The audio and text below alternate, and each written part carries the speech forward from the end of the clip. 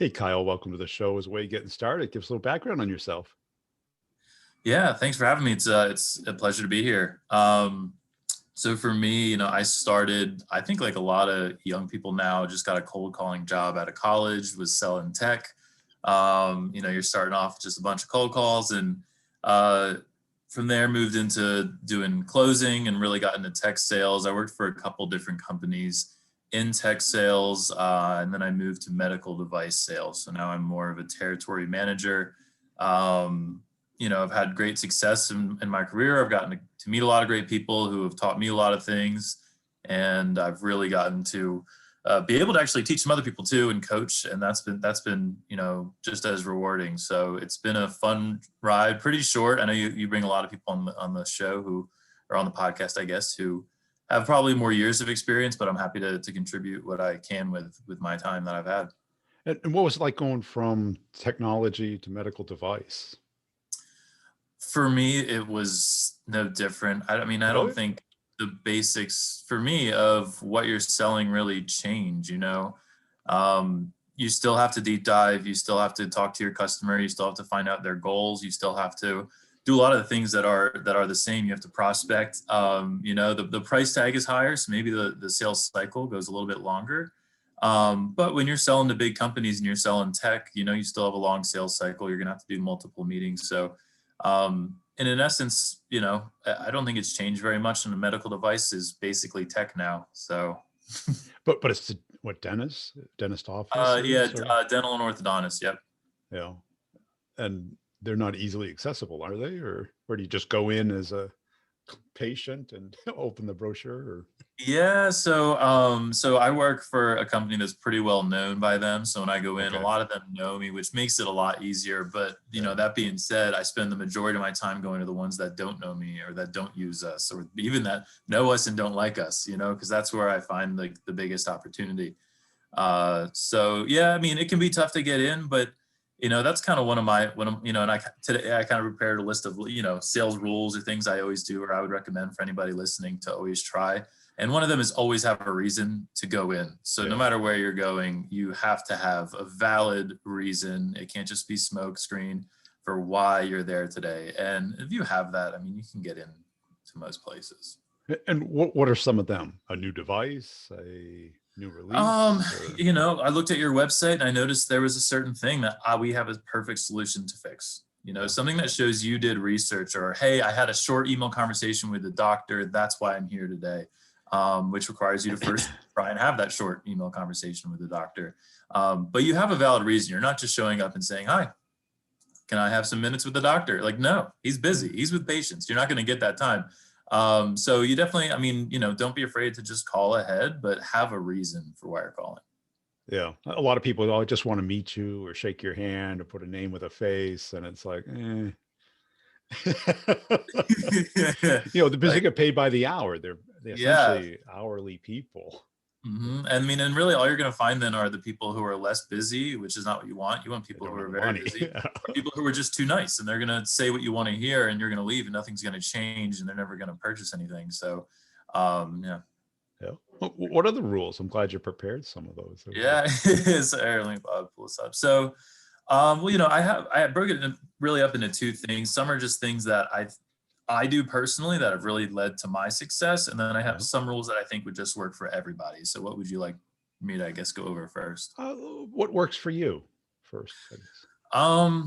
So I mean, the biggest one, and this is kind of a rule, I guess, is in both categories, is to just listen. I mean, I'm sure you've heard it a million times. Hopefully every person who comes on here recommends the same thing, but listening, and I combine that with asking questions. You can't listen if you haven't first asked a question to prepare an answer for them to talk.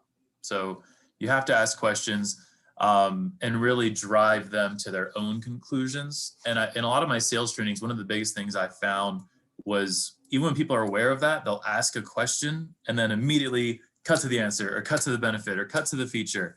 And that's not going to get you anywhere. It's the layers of questions, asking why a third time, a fourth time. And I'm not even kidding, a fifth time, to really get down to why are you doing this? Even if they're saying what you want to hear, I love your product. I love your service. It's done a lot for me. I'd like to do more of it. Why? Like, what does that do for you? Will make me more money. Okay, well, what does that do for you? Why do you need more money? Like, and when you get to those bottom layer answers, it's going to uncover a lot of things, either, opportunity for you to pitch your product, or it's just that reason you need to really motivate them through the sale. Yeah. I had a guy who said, ask at least 3 times, because then you get to the real base reason why they want to do it. They want to leave the office early on Friday. They want to buy a new car. They want to sell their practice. Some real reason that's a personal win. Because the first one's definitely not the reason why. Mm-hmm. And you can't do anything with it because it's a high level. But it's also a great way to get the conversation going.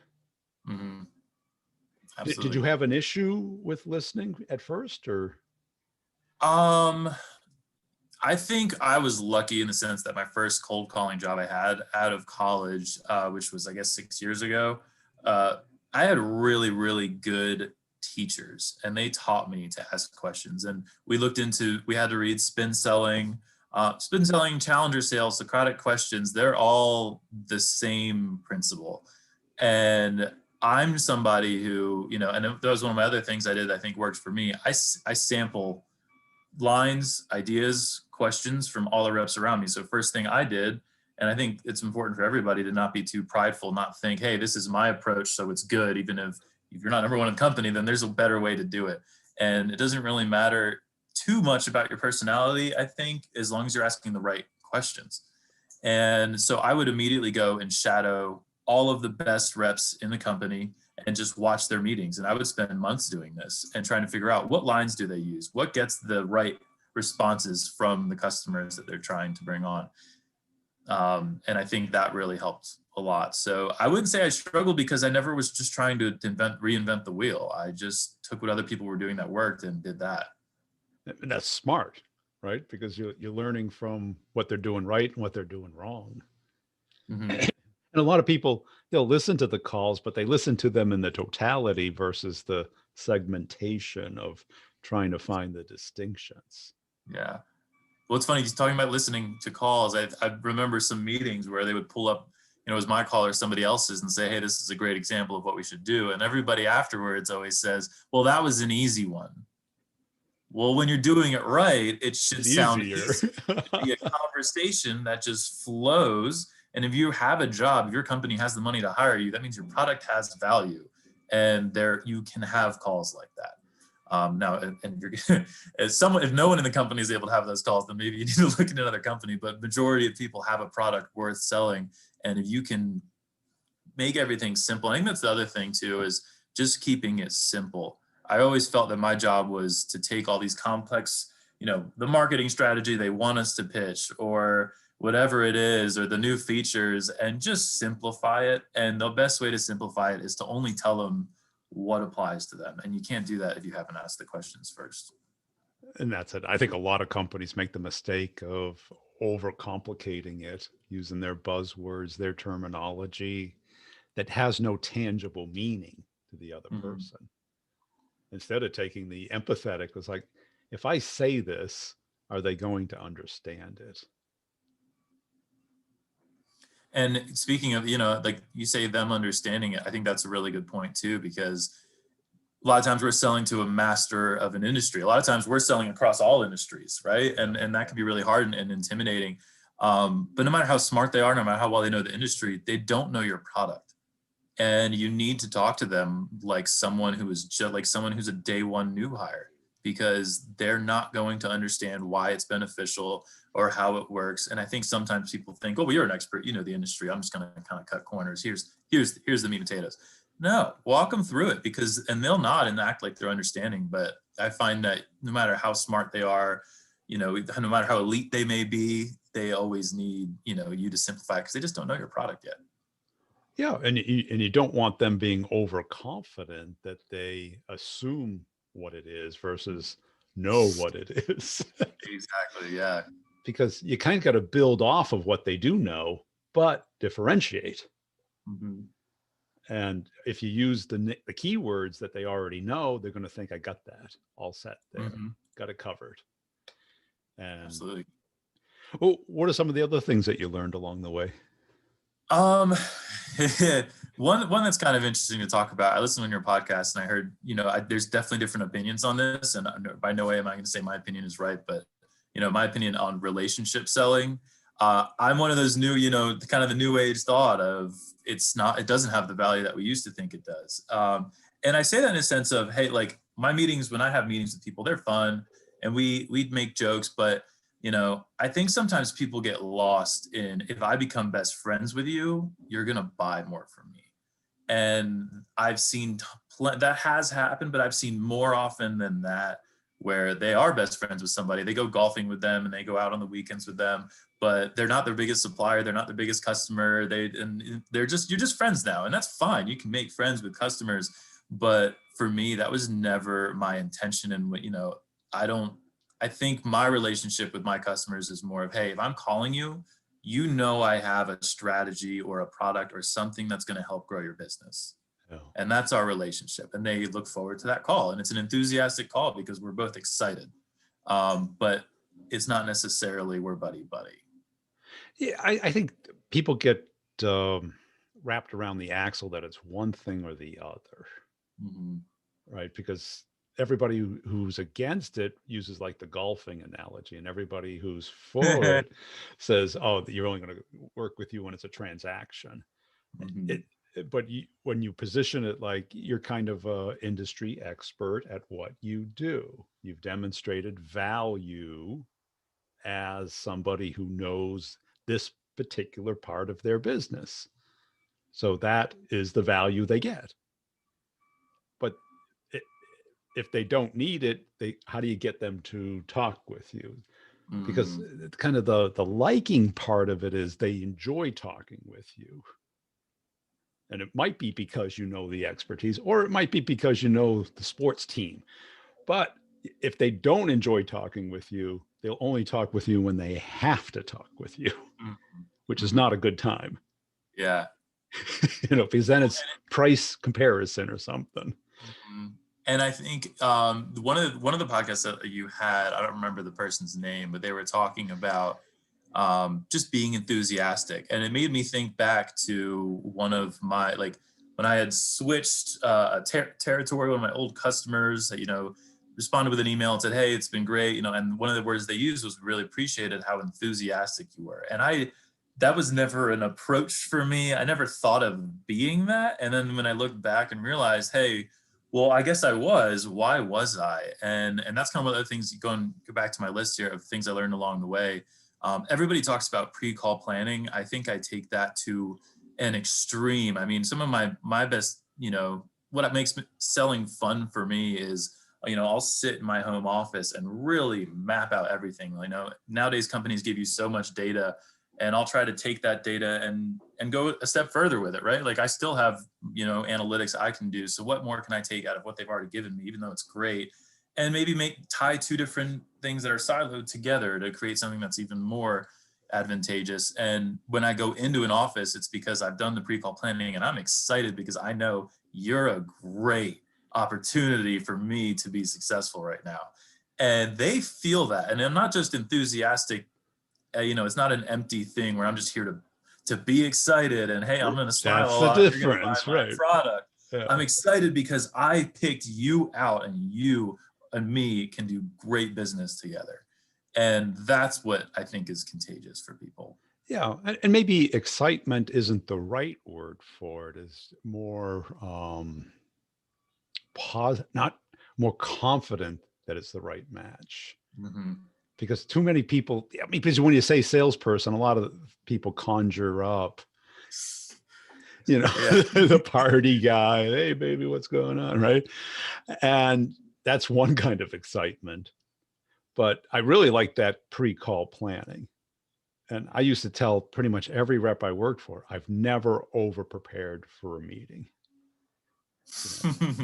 Because if you do, you probably would have figured out it wasn't going to happen or it wasn't the right match. But Mm-hmm. when you know it's a good match for whatever reason, and then you did your research on the people, the company, the competition, where they want to go, and you think through, like, how do I think this is going to play out? So you can develop your judgment skill.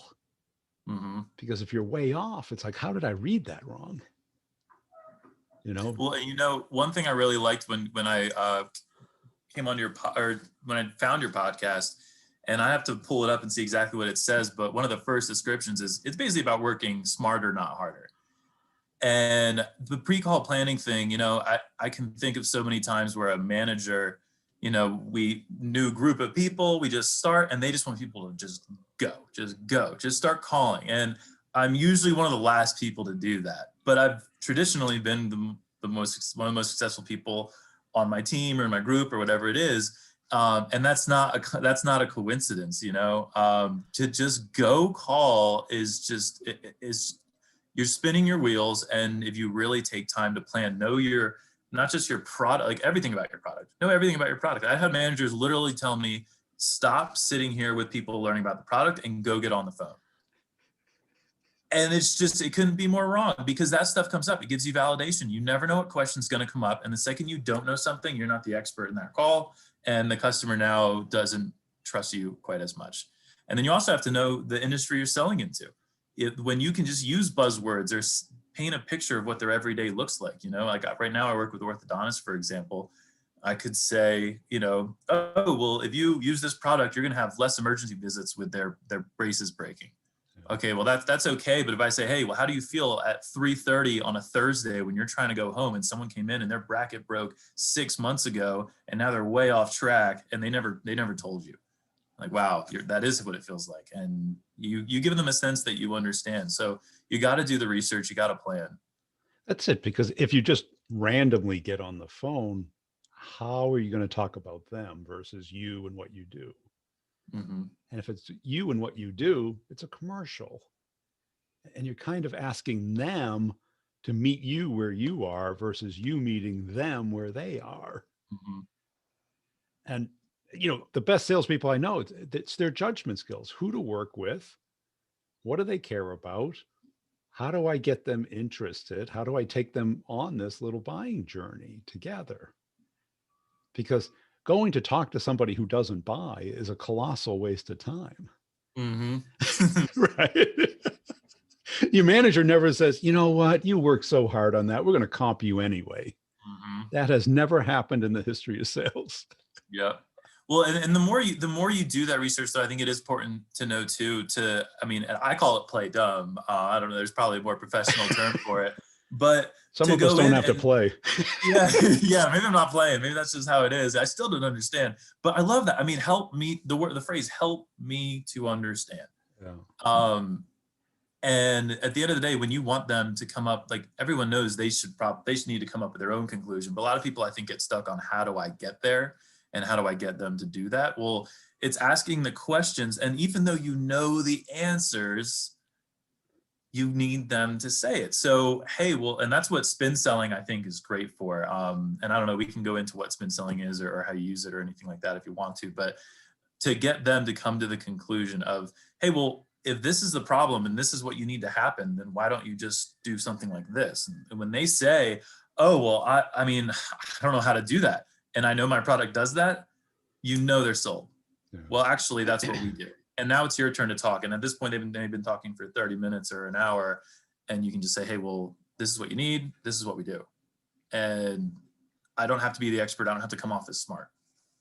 And that's just smart, because you kind of guide them to that conclusion, because I'm sure a lot of what you sell, if you don't do that, they'll only buy it when they have to buy it versus when they should buy it. Mm-hmm. And I'm sure you can reverse those analogies on them. Don't you have patients that come in and you make a recommendation and they're like, and they wait a year, and then it's a mess to undo. Well, and especially, I mean, when you're selling to people, whether it's like orthodontists I sell to, I mean, that's a pretty lucrative business. They're making pretty good money. There's not a huge reason for them to change. And like a lot of businesses, when I was selling technology and you get to the CEO of a pharmaceutical company, there's not much reason for a lot of them to change, so you do need to create a story or find an inefficiency that actually can be pretty impactful, or, so an insecurity in their current system that could lead to a problem down the road, even if there's not a monetary value on it. So yeah, and you're only going to get there by asking questions and them driving themselves to that conclusion. You can't tell them. And how long did it take you to have these kind of epiphanies, or were you just a student of the game where you just didn't like to I waste your mean, I think, time? yeah, I think I was a student. I mean, I came in from day one. I never wanted to go into sales. My dad was in sales his whole life. My mom was in sales for a bit. They actually met in sales, and I was always, that's not where I'm going to go.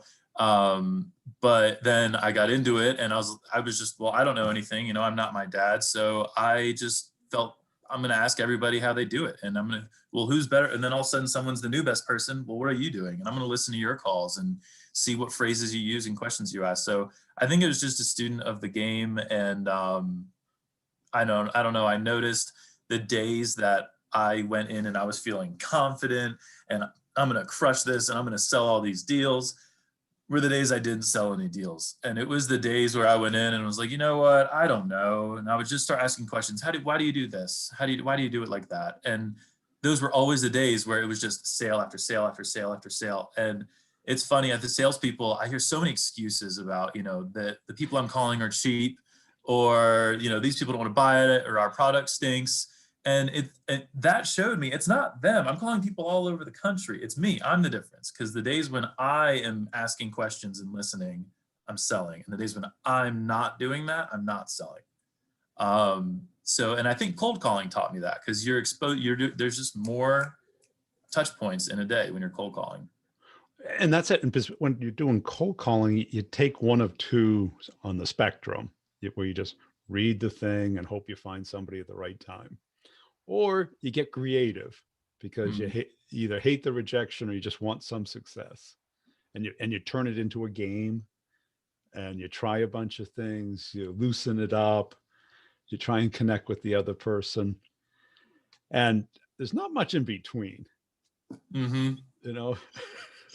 Unfortunately, there's too many that are closer to the robocall than they are to the creative, getting somebody to talk. And really, sales should be creative. I mean, like I'm an artist. I do a lot of stuff outside of sales, music, or I always have to have projects. And I think for me, sales became fun. And if you don't want to get burnt out in sales, I think you need to look at it with a little creativity and have fun with it and come up with ideas. Hey, people in this bucket may be the best people for me to sell XYZ to. Let's explore that and let's make a project out of that. And that kind of goes to, I talked about kind of what I've done, then I have my rules. So kind of going into one of my rules is look where others haven't. All of my biggest opportunities, I feel, mostly all of them, at least 90% of them have come from, maybe I went back when I was cold calling, I look at a list and, it always says, this person is the decision maker, this person is the decision maker. And that's all right. Well, let me have a conversation with the person who really is, and it's usually someone else who's never heard of us. And when I get on the phone with them, they love the product.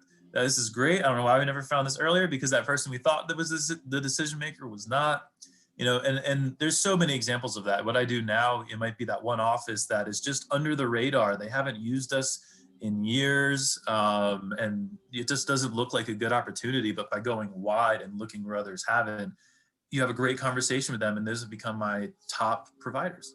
So look where others haven't, and you can find a lot of diamonds in the rough. And do you find a lot of correlations between music and sales as far as learning? I think in the sense of workflow, like you need to have a solid workflow. Like, so now I've definitely learned stuff like that. Like when you're looking at it as more of a project base, how do I start a project? Well, I need to first understand what elements are in the project. I need to fully understand them. So it's helped me in that sense. I think it'd probably be good for every salesperson to have some type of creative outlet, and now I have a system down. So when I switch territories or switch roles or switch products, I know exactly, all right, fine. Well, then I'm going to take this. I need to put these and these things into this spreadsheet. So I have a solid workflow, and it probably has helped in that regard. Well, I mean, I think music has that repetition, has feedback, pretty failure, right? Good feedback, either from yourself or whoever's listening to it. Yeah. Either you have a coach, or you're pretty good at coaching yourself. Otherwise, you stay pretty static, right? Mhm. What instrument did you play or do play? So I actually am a producer, so I do electronic music. So you make pretty much everything like kind of all at once. So you're kind of in a way like you're the manager of the song, right? Like you're, and it's kind of the same thing with sales. You're the manager of your business, so you can do whatever parts you want first, but everything's got to work. And again, I used the phrase sample ideas from people earlier. Music is all about sampling and hearing a chord progression and taking it from somebody else and making it your own. And so it's kind of the same thing. Any other rules? Yeah, yeah. Oh, we got tons. Depends how much you want to go into it. So, one thing I think we talked a lot about kind of ideas, but one thing I really love is that's a little more technical, I guess, is discounts. And how do you give a discount, and when do you give a discount, and what am I aiming for? Like I'd say it's kind of a two-part thing. Of one, aim big, right?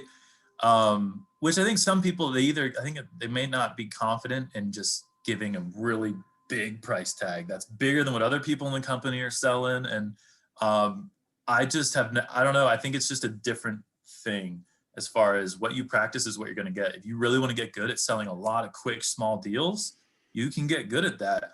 But if you want to get good at selling really big deals, it's really fun and can be really rewarding. And you should probably practice that instead. And I don't think some people might think you're like taking advantage of the customer, and I just don't look at it that way. I mean, if you're selling business to business, what you're selling is meant to be scalable and used in a wide scale. So if you're trying to start small and cheap, they're not going to see the full benefit of it anyway. So help them see that. So but the reason this relates to discounts, when you aim big, there's always room to discount later, but you need to argue at that big price tag for everyone being a user, for whatever it is. And you can always discount that later, and you'll still end up with a bigger deal than the people who are looking for the small deals. Yeah, but it is hard to take a tiny deal or a small deal and build it up. It takes forever. Yeah. Yeah. And I mean, at the end of the day, they may buy their product and barely use it or wait to use it or whatever it is before they ever buy more. Buy more up front, but we need to be confident and sell that full vision and that full price tag up front. And how do you manage being different? Because everything that you shared typically doesn't fit well to most managers until they see the results. That's funny that you say that, because it really hasn't. So my new manager I just got in January, he's new, but he's really great. So I think he kind of gets it. But yeah, they pretty much all kind of question it at first. Like one common thing for me when I start is in the first few months is like, hey, the dials are low or whatever it is, the visits are low. And it's because we're doing that pre-call planning, like we talked about, getting that strategy. And I see where they're coming from, because some people, when they start, they're timid or maybe people nervous. view it as lazy versus smart. Yeah. Versus, maybe I am just strategically thinking. So I don't know. I mean, in my role now, there's been multiple times where I think when I've gone in somewhere, I've been told it's done this way, or hey, to sell this, it takes 5 visits. And then I was on my first one and I got the credit card. What do I do with that? And like, what do you mean you got the credit card? You have to go back 4 more times. So what do you, I've had a lot of moments where they say a certain thing, or you sell deals bigger than other people have, or this industry is, your vertical is going to be the, typically the lowest, but it doesn't have to be. I don't know. I guess I just don't accept that. I just aim big. And if you're aiming big and you fail, I mean, you only need one to go through, so. And you got to play to your strengths. If you like doing big deals and you're good at it, do it. Don't just do it because it's big. Do it because it excites you. You get emotionally attached to it. You have passion for it. And too many managers have that banister effect that, we're the first guy to break the 4-minute mile, right? It took hundreds of thousands of years to get. Someone was just talking to me about that exact thing a week ago. It's really funny you use that example. Well, because it was a belief. And then within a year, there were like 14 people that broke the 4-minute mile. One for hundreds of thousands of years. Because it was a belief. And the problem is, if you hire college kids with zero experience, maybe you want an army of soldiers all walking lockstep. But when you get a little bit 5 years of experience, you got to let the Mavericks run. Mm-hmm. Yeah, I mean, and it's funny. I think what you're saying is exactly right. And to that example I gave earlier, after that, then that was the thing. Well, we don't have to do that anymore. So I think you just need to set those standards, and like look for 150% to quota, look for 200% to quota. Like don't let that scare you and sound like it's crazy. I think some people they get their quota in every company, in every industry, and they say, "Oh, how are we going to do that?"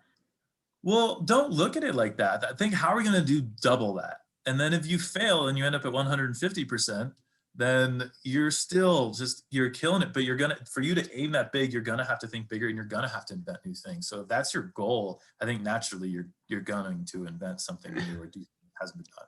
And I don't think we talk enough about creativity in sales. We talk a lot about curiosity, and clearly you have that. But to really do something different, you have to be creative, not just, run harder. Mm-hmm. That'll help you with the banister effect, but not with the dental effect, right? You got to be more creative. Mm-hmm. And I think you have to look at the boundaries and say how many of these are real versus how many of them can I just run over or ignore or rethink? Mm-hmm.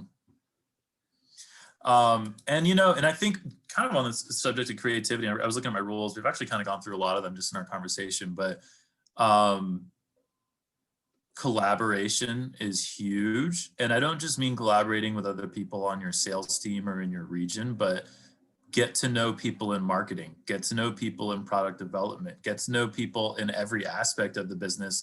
And it does so much for you. You're going to learn more about your product, which is going to help you sell more. You're going to learn more about why marketing is marketing certain things. Sales and marketing, I mean, are in every company, the relationship is terrible, and I've never seen a company where it's really any different, because sales says, well, marketing is talking about stuff that they don't care about. And then, marketing doesn't really ask sales for much, because they say, well, we got it. We understand what we're going to do with our marketing. But when you actually connect those two, we've discovered so much. I think they've learned from me, and I've definitely learned from them. And for the future of your career, you have networking and things other than just sales that is going to help boost your career and people to vouch for you. So I think people definitely need to be considering that as well. Cool. Hey, I appreciate your time today, Kyle. Where can people go to connect and follow you? I guess LinkedIn, Kyle McGee, or if they want to go to my Instagram, it's KYJAMA. It's Kai Jama. They can go on there and connect with me there.